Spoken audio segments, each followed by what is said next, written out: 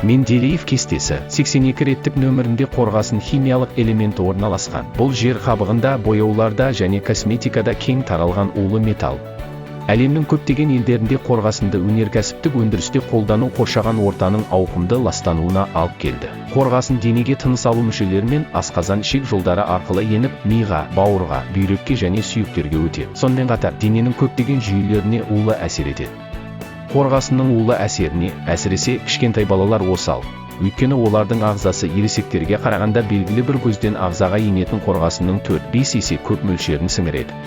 Осы мәселенің өзектілігін түсіне отырып, Қазақстан Республикасы Денсаулық сақтау министрлігінің ұлттық қоғамдық денсаулық сақтау орталығы Біріккен ұлттар ұйымының балалар қорының ЮНИСЕФ қолдауымен балалар арасында олардың ағзасында қорғасынның мөлшеріне зерттеу жүргізді. Бұл зерттеудің ерекшелігі соңғы 30 жылда Қазақстанда мұндай зерттеу жүргізілмегендігінде, мұны осы ғылыми зерттеу жұмысы аясында жүргізілген, осы мәселеге арналған мақалаларға шолу куәландырады.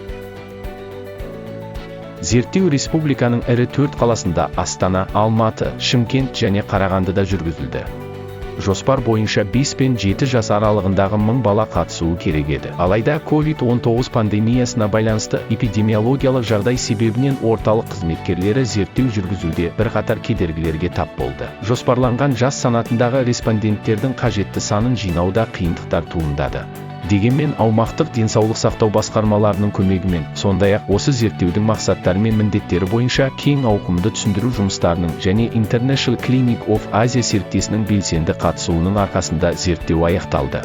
Зерттеуді жүргізу және жиналған деректерді талдау барысында қандағы қорғасын шоғырлануының орташа деңгейі 1 децилитрге 1,36 микрограмм екендігі анықталды. Бұл ретте көрсеткіші нормаға тең немесе одан жоғары болатын балалардың үлесі 1,4%-ды құрады. Зерттеу нәтижелері балалар арасында олардың ағзасында қорғасынды анықтау үшін жоспарлы скрининг жүргізу қажеттілігін көрсетеді. Бұл неліктен қажет? Улану белгілері ерекше емес. Қорғаныспен улану субклиникалық түрде өтеді. Диагностика жасау зертханалық зерттеуге негізделеді. Бұл зерттеу сынамалы болғанын есепке ала отырып, команда келесіні ұсынды. Болашақта респонденттер санын кеңейтуге бағыттала отырып, іріктеме көлемін қайта қарау қажет. Бағаланатын қауіп факторларын кеңейте отырып, жалпы ұлттық зерттеу жүргізу қажет. Қоршаған ортада және азық-түлік өнімдеріндегі ауыр металл тұздарының мөлшері, сондай-ақ осы мәселеде өңірлерді индустрияландырудың әсері қаншалықты зор екенін зерттеу қажет.